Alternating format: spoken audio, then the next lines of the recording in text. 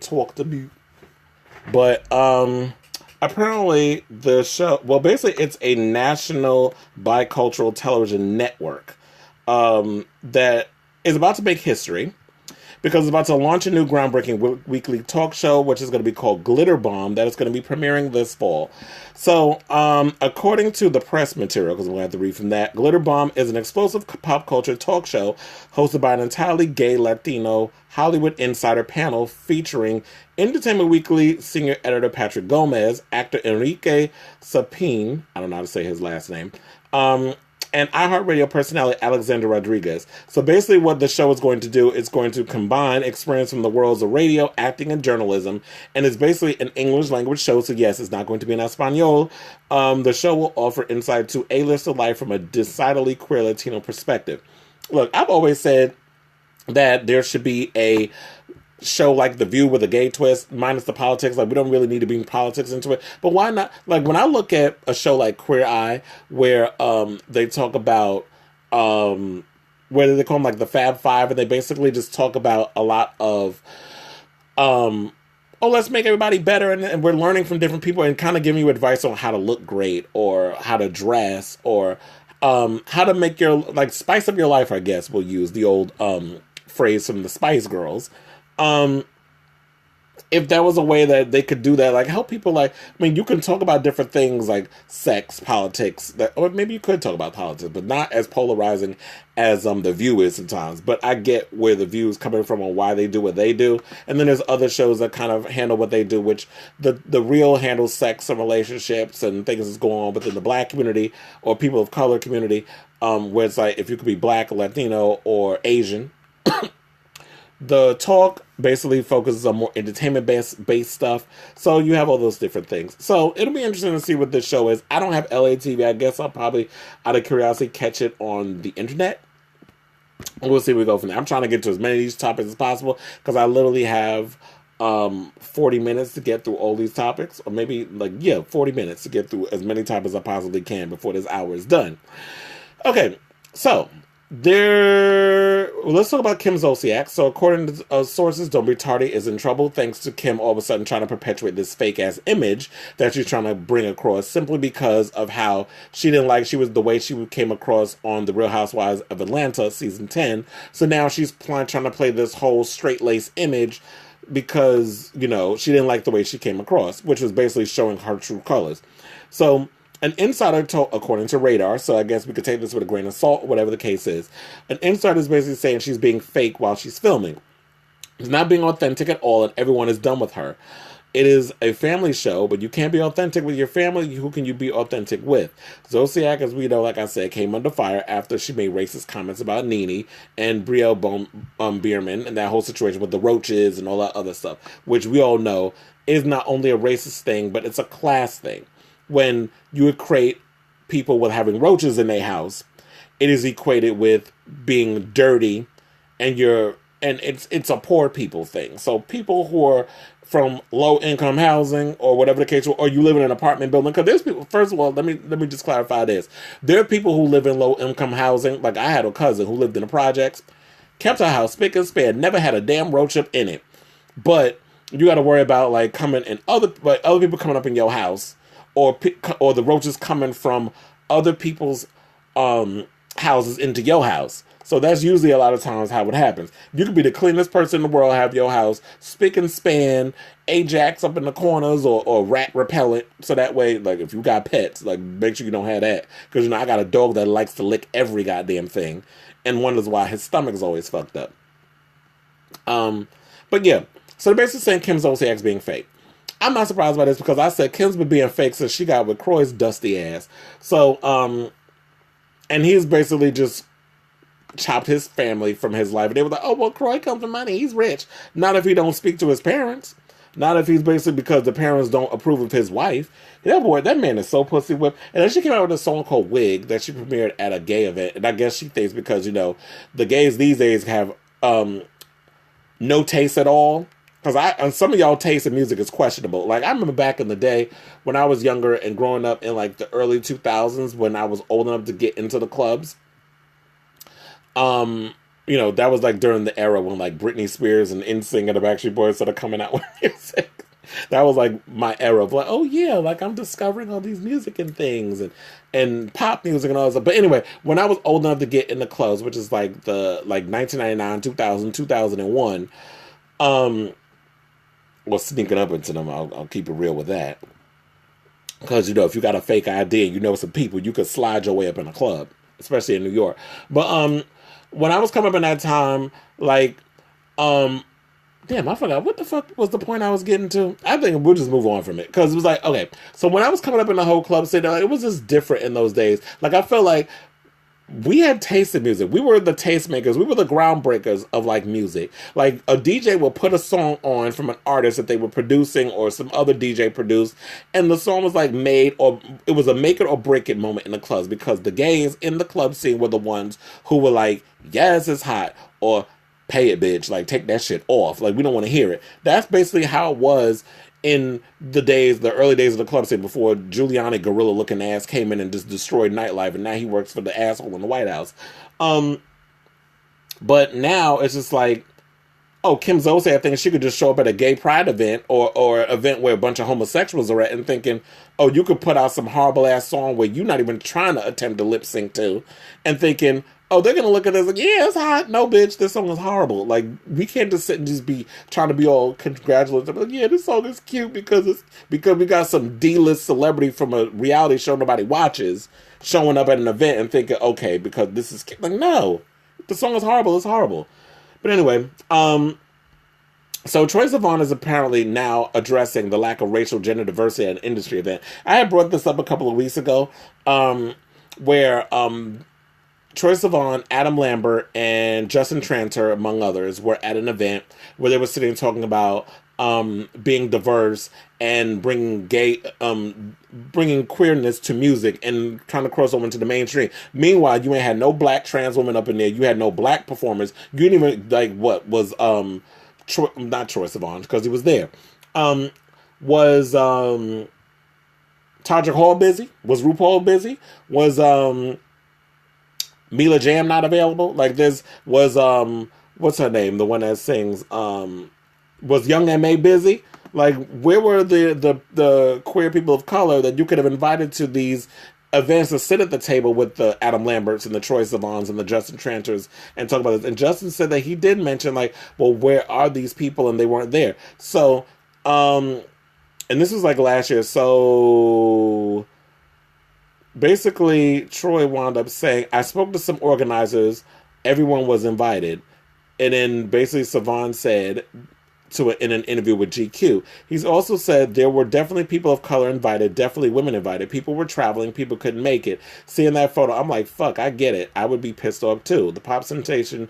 So, well, who are these people that they invited? Because if they were invited, then how come we were looking at articles from our artists who were saying that they weren't invited?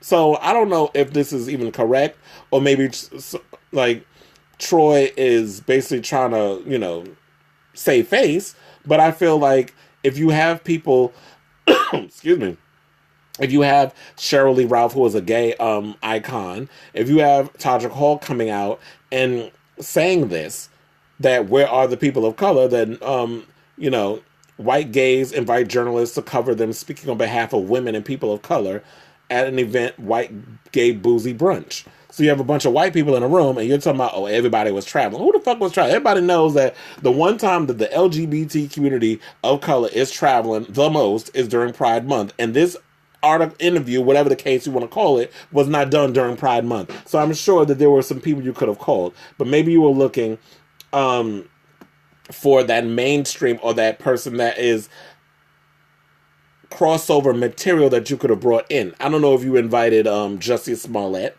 I don't know if you asked any of these people, but I don't know. I just feel like we just need to do better. The people who created the event need to do better. You need to do your research. You need to invite them, because here's the thing. When we have a lot of these Pride events, I don't see a lot of our artists being invited to perform on these stages. I'm playing these artists on my radio show. DJ Baker is playing these artists on his radio show. There are so many other bloggers and radio influencers who are in the out community that are playing these artists, but I'm not seeing them. I'm not seeing them playing anywhere. I'm not seeing them performing. I don't know. I didn't go to Brooklyn Pride, which I call the Bulldagger Parade, because it's full of lesbians. I don't know. I didn't go to Brooklyn Pride. I didn't even do Queens Pride this year. I may do Pride tomorrow. I don't know. But with the bullshit and the headache that I had to deal with last year, I don't even know if I want to go and deal with the mega corporated Pride parades anymore, because it's become too corporate. But like I said, we all have to do better in regards of the narrative and getting these people out there to be seen and to have these conversations, because there are plenty of out artists of color who are out here doing the damn thing. A lot of them are played on the weekly top 40 every Saturday from 6 to 10 on oldagerradio.com, who could be using these platforms, but because they're not a big, and I think that's a lot of these bloggers, a lot of these varieties and all of these other people, these people that want to jump on a bandwagon, a lot of them look to who's the hottest thing instead of who is the up-and-coming talent, who's actually out here making moves and having the voice and doing this, that, and the other, and not just looking at it from the context of, well, who is this? Who's the big popular person that we can get to come on here to get the clicks and likes and people to take a moment to read the article? When the conversation should just be about what the conversation is supposed to be about, which is out artists out artists and where their voices are and where they need to be heard. That's the conversation that should be had. Speaking of trying to make changes, Naomi Campbell is trying to make changes in the fashion world. She's basically trying to come up with an idea to help emerging fashion designers showcase their work without the expenses and exclusivity of Fashion Week. And I have to say, Fashion Week is very exclusive. You know how hard it was for me to get my ass on the Fashion Week? Like, I had to it's like I had to give a blood sample, I had to donate a kidney, I had to give a thumbprint, they had to laser my eyeball, like, I had to donate sperm. Like, I had to do so much shit to get my ass in the fucking Fashion Week. And it was, I'm exaggerating, obviously, but it's just a lot for people. And if you don't know people in the fashion world, if you don't have connections, or if you're not in FIT or whatever the case is, you're not going to get into a lot of these shows. And I do like the idea that Naomi Campbell's trying to create something completely different. So here's what she said. She said, I want to do a platform because not everyone can go to these big fashion weeks around the world and put money into showing their product. This is what she said at the Cannes Lions panel on Wednesday. Mentioning designers she's seen in Africa. Well, she was seeing design in Africa and she was getting inspired. So basically, this is where she continues. So there has to be another way, building a platform for the young emerging designers that don't have a way to show their work and invite online stores to come in and see and helping them grow. What she also does, what a lot of people don't know, is she organizes fashion for relief shows to benefit Save the Children and other charities. So maybe what she needs to do is try to find a way of like doing a not-for-profit charity sort of thing. That way she can get the opportunity for younger designers to showcase their work during Fashion Week. Like maybe create, like I remember, what is it, Art for Hearts or something like that? Art for Hearts is something that they do every Fashion Week. I've been invited to a couple of them, but what I don't like about Art for Hearts is the fact that they try to play this elite thing where it's like, the fabulous people get to sit here. You're not part of the fabulous elite, so you get to go up there on the balcony and stand over and watch the show. So I don't like that snobbery of it, where it's very much like, you're not A-list, you go there. And so I don't like that attitude about it. So I hope like what Naomi does create is she could create a foundation that allows, like, she can rent out a tent or get sponsors to help her with a tent and allow emerging up-and-coming designers to show their work as like kind of like how, with Project Runway or whatever, where they always have like the top 4 show their designs and you're basically sitting there for hours watching different shows and this, that, and the other. Like kind of have something in that context of doing that. And then bloggers and influencers and designers up and coming. Like, that's what Naomi should do. Don't just go for the big names. Maybe, get the big names to try to come in and see because, it's Naomi Campbell's name on it. And she is a powerful force in the fashion world. So why not just get a lot of those people to basically come in and be like, get a couple of the powerful fashion influencers, the bloggers and stuff to come in. But also get those up-and-coming emerging designers. And not designers, because that's what she's trying to do. But up-and-coming influential bloggers. So people who aren't really going into a lot of the shows but have a big following or trying to come up and be a part of that world, have them come in and cover stuff so that way they can get their numbers up and they can influence the blog, and not just the people who have just been sucked into the matrix of the fashion industry. So I see where Naomi's going. I like what she's about. I like where she's going with it all. And I'm curious to see where she takes it. So I'm definitely with you. Really quickly, because I'm trying to get through as many of these topics as I can. I don't want to spend too much time on them. Tisha Campbell Martin is accusing her estranged husband of hiding money during their marriage, and she wants him to pay for it. According to TMZ, she is claiming that Dwayne Martin is hiding and misappropriating money while they were married, and it's unclear how much money she thinks he was hiding from her. Because remember, they were going through financial troubles. I think they had to file for bankruptcy and a whole bunch of other stuff. And I guess, when you're married and there's some financial situations, when you're married, your husband doing some shady shit, the wife is on the hook as well. So she's probably trying to find a way to get out of that. And I do know, Tisha hasn't really been doing much. Like, the most recent thing I saw her on, she was in a couple of episodes of Empire. And that was basically it. But I don't know what she's been doing since then. I mean, I don't think her friends, the Pinkett Smiths, are going to kind of help shell out money. Because they busy with Red Table. She's busy with Red Table Talk. Speaking of which, definitely check out that recent episode that she did with E.J. Johnson and Cookie. That was a very good episode in regards to what they was talking about, raising your children and allowing them to figure out where they fit into the world and their own identity and gender identity and that sort of thing. I definitely enjoyed that episode and hearing how Will was up in arms over Jaden wearing a damn skirt on the cover of when he was doing the fashion shoot, and he wore the little skirt with no top. He was topless with no with a skirt on, and how he was playing with gender fluidity and that sort of thing, and how Will was up in arms over it. And Jada had to pretty much have the talk with her husband about, you got to let him be himself. And it's sort of like, as parents, and I'm not a parent, but I have raised a child, my goddaughter. So she was 16, and she went to live with her father, who was an asshole, but that's near here. But as I was raising my godchild from the time she was, 12, 13 to about 16. It's about a good 3-4 years.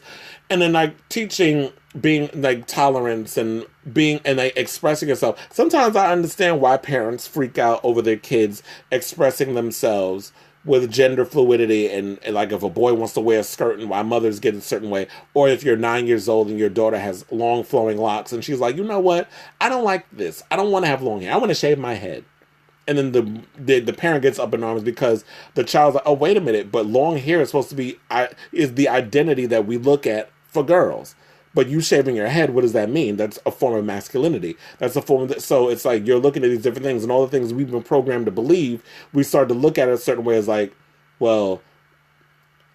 parents become fearful because they worry about what the outside world's going to think of their children. But I always say, you know what? There comes a point we got to learn to express ourselves. It took me a long time to feel comfortable enough to express myself through clothes and this, that, and the other. So we have to just learn to allow our children to be who they are. But anyway, so she's trying to get this money, and we'll see what happens with that. If Tisha's going to be able to go after Dwayne, and I wonder what else he's been keeping from her in regards of living a double life and hiding things from Miss Tisha. You know what I'm saying? I think you do. But anyway, so speaking of marriages, Mary J. Blige has finally put the nail in the final coffin that is her divorce. It is no word on how much she's managed to deal with in the settlement, but I did hear she had to pay $30,000 a month in spousal support or some shit. Kendu wanted $100,000, something or another, but she's only paying $30,000. I know she has a lot going on with her career right now. In fact, she has another acting gig coming along, which is a horror film that she's about to star in for Paramount. It's called Paramount Players Division. The movie is called Body Cam, and basically what the movie is about, according to the Hollywood Reporter, is going to focus on several LAPD officers who are haunted by a malevolent spirit that is tied to the murder of a black youth at the hands of two white cops, all of which are caught on a body cam video that was destroyed in a cover-up. Because the funny thing now, if you really look at it, we've been seeing a lot of body cam footage. Like, a lot of times they've been putting body cams and the cams on the cars, the police cars. And we've been seeing cops killing innocent people who had their hands up, who didn't have a weapon, none of that other stuff. They've been getting shot and killed, and yet they still have a job. So, I do like this idea of body cam. Hold on a second. When you talk a lot, you definitely need some water, child. But I do like this idea of body cam, and I don't know. I think I was thinking about it. I thought about this same exact concept, but I was like, it wasn't. I guess it wasn't my thing for me to even write. But I'm glad somebody out here took the idea, ran with it, and wrote it. Hopefully, the movie is going to be as good as Get Out, which it is being compared to as being a cross between Get Out and End of Watch. I definitely loved End of Watch. I think wasn't End of Watch with Jake Gyllenhaal and Michael Pena. I love that damn movie. That was a good damn movie. I'm trying to remember who. Was it Jake Gyllenhaal or was it Michael Pena that died in that film? Spoiler alert. One of the cops died. But I like the idea of this movie with her. And I'm hoping that it is going to be in the context, in social commentary in regards of Get Out. But I hope it's as good as Get Out and it's not going to be a horrible film which is full on preach mode. Because I hate when films come across as preachy. But word on the street is Joe Jackson's on his deathbed. He has terminal cancer. My condolences are going to shout out to him. I hope he's able to fight through it. But you know what? He's a man of a certain age. He's lived a nice long life. He's in his 90s. I don't know. I've been hearing conflicting reports. One minute I'm hearing like Joe Jackson doesn't want his family around him. Then the family is saying that he's put out strict orders saying he doesn't want the family around him. The family is saying that they can't get near their father, that there's people that are trying to keep them from him. Mm-hmm. So I don't know what's going on with that. The Jacksons have always been a hot ass goddamn mess with stuff like what was it? Janet even recently posted a long ass what do you call it? An op-ed talking about her battle with depression. And how, like, through each of the decades, the teens, her 20s, her 30s, and her 40s, and now her being 51, or is it 52? Like, early 50s, I'll say that. Because I don't know exactly Janet's age. I think she's 51 or 52. But regardless of that, Janet is talking about, like, through the decades of her life of living, all the different things she's had to learn and the different forms of abuse that she's had to endure, and low self-esteem and not liking how she looked and all those different things. And I think that's all and body images and how people call her fat at 9 and this, that, and how that fucks with your psyche. So it's just big nose ass Joe Jackson he's done a fucking number on all those damn kids of his where their mental has all been screwed. Like, Michael Jackson's been screwed up with his mental mind to the point that he didn't even like his own goddamn complexion.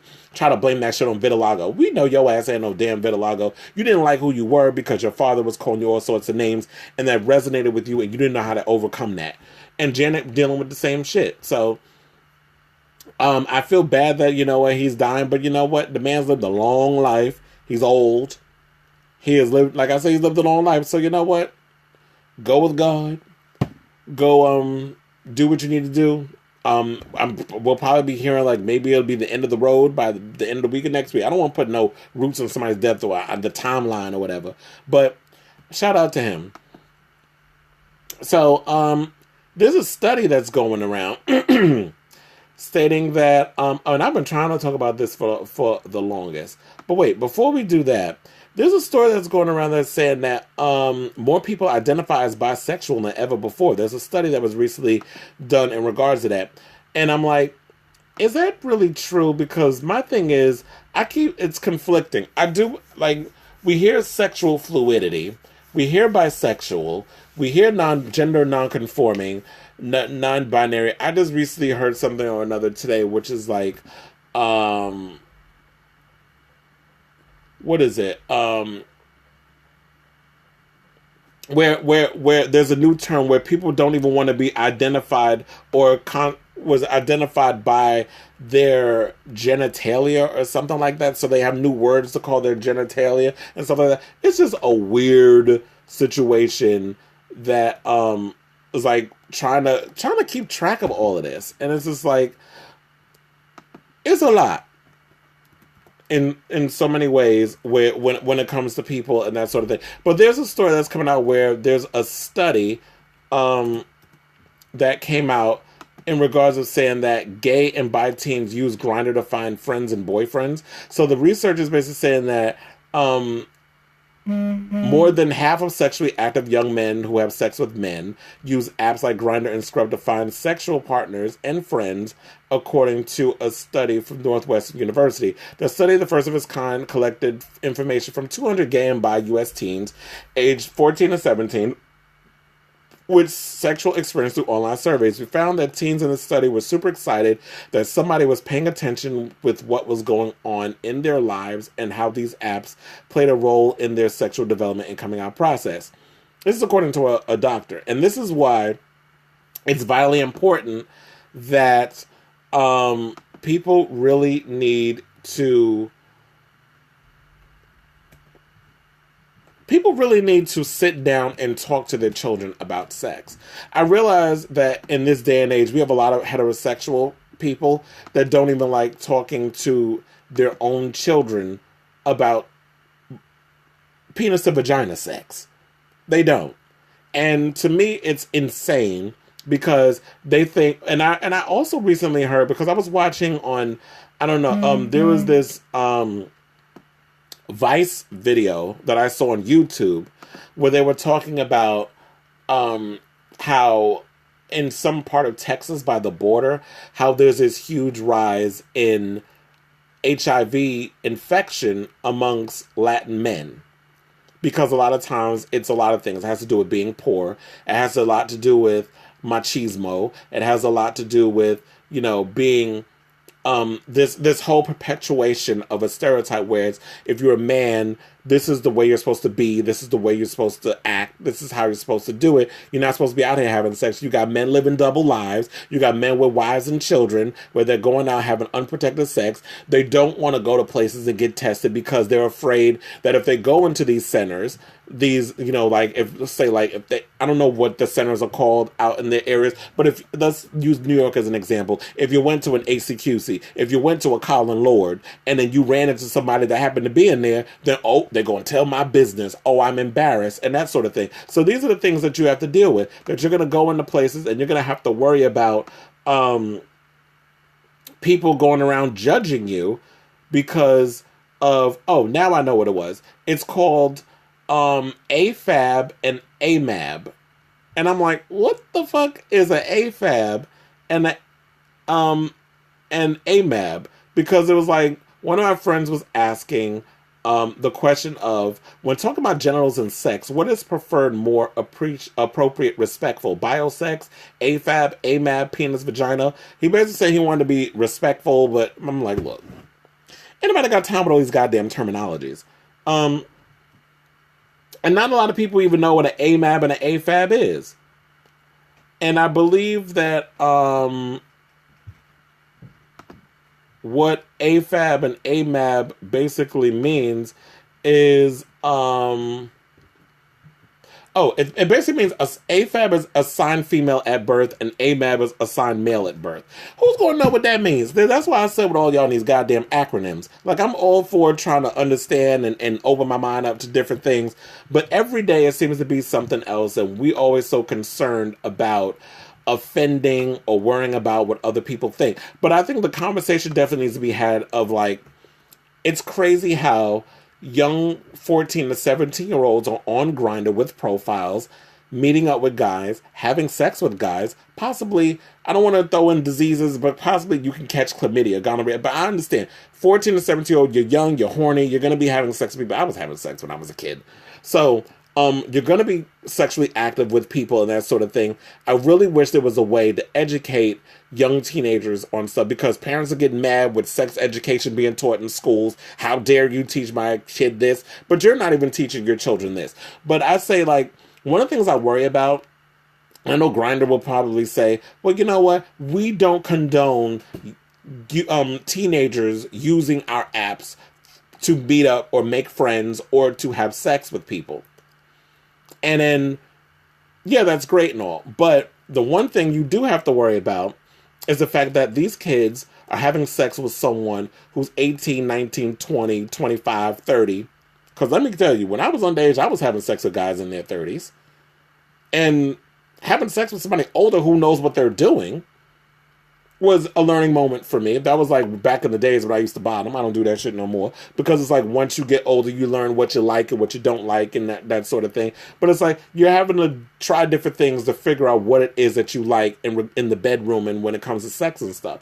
So one of the fears that I notice like a lot of people think about is, yeah, there are guys out there who prey on young boys and stuff like that. That's completely different than a 14 to 17-year-old who's online, who is feeling their oats, who is horny as hell, that's looking into wanting to hook up. And nobody's really, and when you're horny, you're not in the mood to be like, so how old are you? What's your HIV status? Have you ever had chlamydia? Like, first of all, that's a goddamn turnoff. Now, anybody think about all that shit?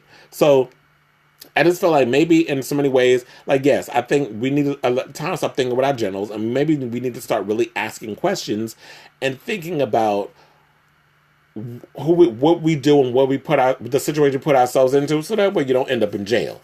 Just saying. Just be mindful of the people you're hooking up with. If they look real young, ask them damn questions. Like, I want to see an ID, and don't pull out no green damn Metro card, because then I'm definitely kicking your ass out, because I know what that means. You in high school. Or you might be in junior high. Because I've seen some 14-year-olds that look like that are like 6'2" and built like Jason Dan Momoa, and you're like 15. So yeah, sometimes you gotta check. Oh yeah, I saw this article that was on The Advocate where they was talking about, are you with RuPaul or Asia O'Hara? Well, I already said what I said about the whole RuPaul situation, so obviously I'm with Asia. Speaking of sex, there's a study that's basically saying that a whole lot of people are having sex at work. Well, I would think, why would this be a shock to everybody, to anybody? Like, I thought this would kind of sort of be obvious. So, a new study, because, you know, they ain't got nothing else to do. A new study finds that 14% of Americans have done the hanky-panky at the office. 2,000 men and women participated in the study, which was conducted by Eden Fantasies. And they don't always get away with it either. Of the 14%, 1 in 5 say they were caught in the act. I wonder if anybody on this that's watching right now has had sex at work and it was either caught in the act. Because I got some stories. I'm going to hold on, but let me finish reading this. That's not all the study uncovered. 10% of respondents said they've had sex with their boss. Ooh, bitch. And 33% of that 10% said they did so in hopes of getting a promotion. Unfortunately, their plans didn't always work out. 17% respondents, 1 in 5, said they eventually lost their jobs. For many, work is a very stressful environment, and sex can be a great stress relief. Well, yeah, that's true. So here's the thing. I've known plenty of people at my last job who have had sex at work. There was a manager that I knew. He no longer works for the company. I'm about to spill the tea. I'm not going to say no names, but some people who are watching, or some of my coworkers from my old job know who I'm talking about. One of my really good friends, who is a supervisor at a different location, but part of the company, caught on one of the floors a manager having sex with a person of a lower situation. So yes, there have been situations at my former job where people have had sex at work, that people have been caught having sex at work, that the stories got out about them having sex at work. So is this news? No. There are plenty of people who have had sex at work. There are people who jerk off at work. There are people who do all kinds of things. So, for people to make this like this is something shocking, like I don't know how you're shocking. Like I knew plenty of managers that were having sex with like regular, like lower level crew or stuff like that, or managers having sex with each other, or people having sex with their boss. Like it's nothing new. Like look, child, I was the TMZ of my old job, so I knew everything that was going on in that bitch. It's probably why they hated me for the most part, or just never got on my bad side. But overall, it's just saying, like, I never did any of that stuff simply because I didn't want people. I didn't want my business to get down the street. Say, I'll tell your business, but you ain't telling me. No, I'm just playing. But there was a time that once, and then once what was it? I remember a guy that I had met. I don't remember if it was on Adam for Adam or one of them sites, but I remember there was a guy that I had met that I wound up going to his job and we had sex in the bathroom. So I say all that to say, like, this is not news. This is not new. So it is what it is. And I'm sure that it's going to keep going. And I guess to save embarrassment, like I had one of the film crew that I worked with got caught by a few people fucking a manager in the ass on 4M. We ain't gonna mention no names, but I'm sure some of you know who I'm talking about. Ooh, I gagged when I heard that. He slept with two of the managers. Tariq that boy was crafty. Like, child, he was getting it in with the managers. And the funny part was, it was mostly the gay ones. It's funny how like the gay children carried where I was working at. That was the funny part. It's like everybody else was so like, well, I knew of a manager who had like a female manager who was having sex with a lot of the guys. She got around, but the gays were carrying too. So this wasn't, anything remotely new or whatever. I didn't mention no names so nobody can kill me.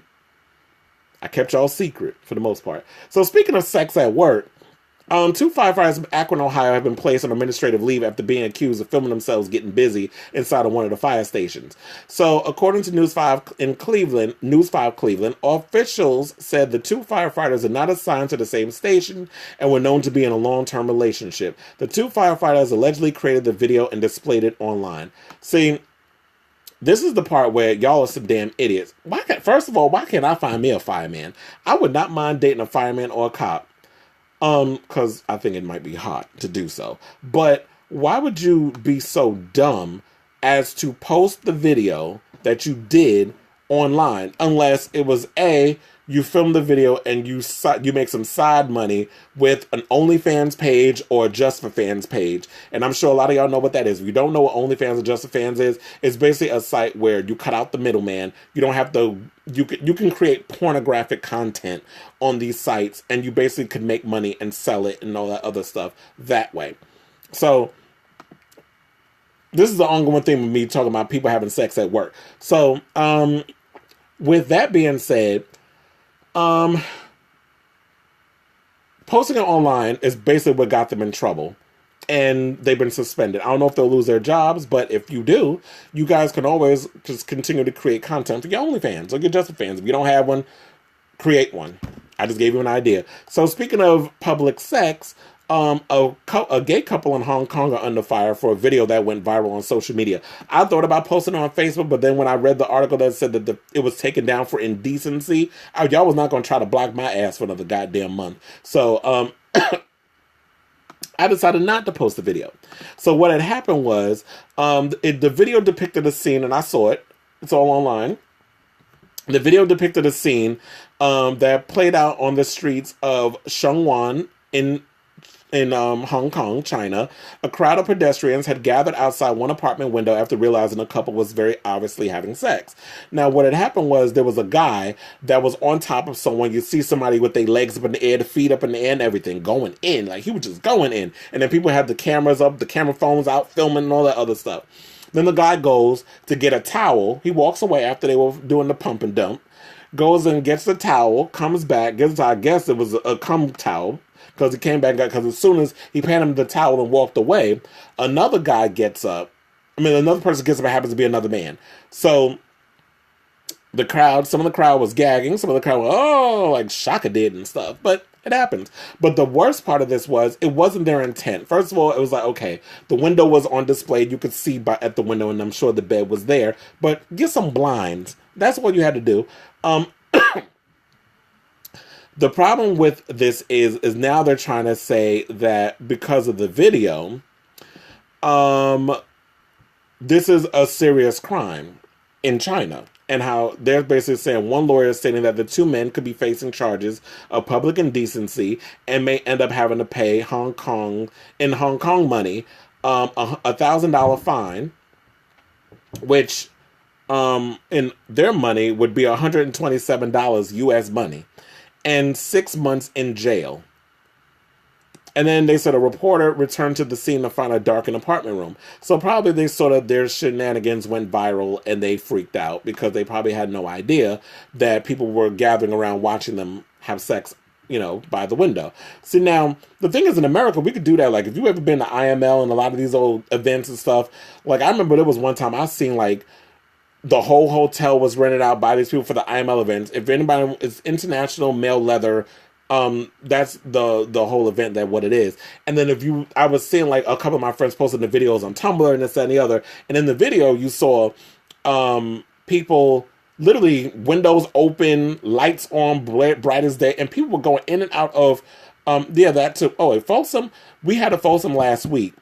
And we've had the Folsom in New York had to be very conservative because it goes over the High Line. I mean, it's under the High Line, and the High Line, I'm sure you've been to New York. The High Line is basically like, it's a subway platform that has been tricked out and turned into like this area where it's like a little park, a little sitting area. People can cruise and sightsee. The whole block, basically that whole block on 10th Avenue in the 20s, you've seen people in jock straps and leather harnesses and all other stuff. So they've had to play it conservative. You can't be on the streets naked. You can't be fucking. You can't be doing all this stuff. Now, the after parties that they have around New York is a different story. But,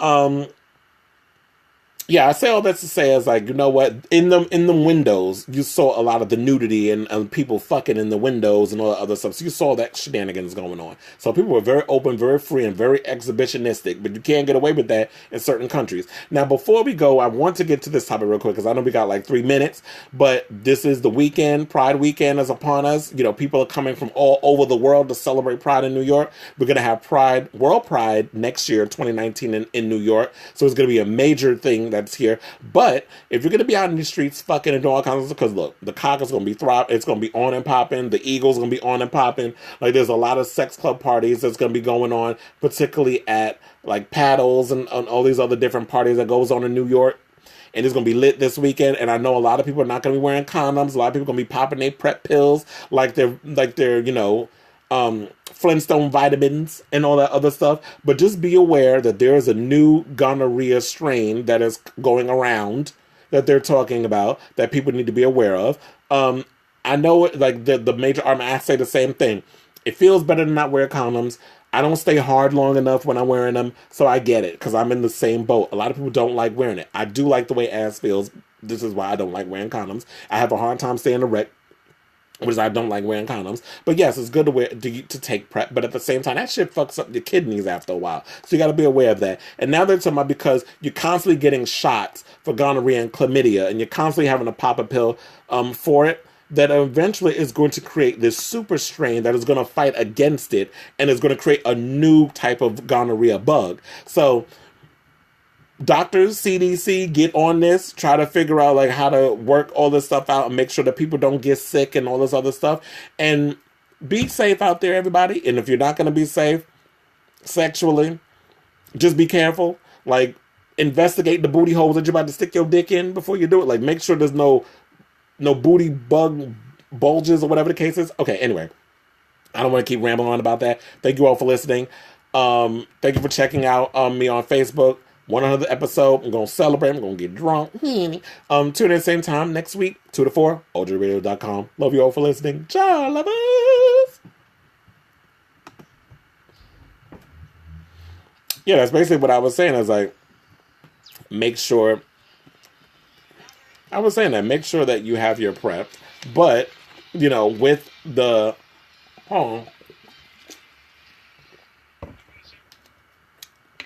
with you having PrEP and that sort of thing, people have to be mindful that what I was saying was this because of the PrEP is not protecting you from, it's protecting you from HIV, but it's not protecting you from gonorrhea and chlamydia and that sort of thing. So that's what basically people are worrying about, is the fact that while PrEP does protect you from HIV. It's not protecting you from chlamydia and gonorrhea. And that's the way people are looking at it now.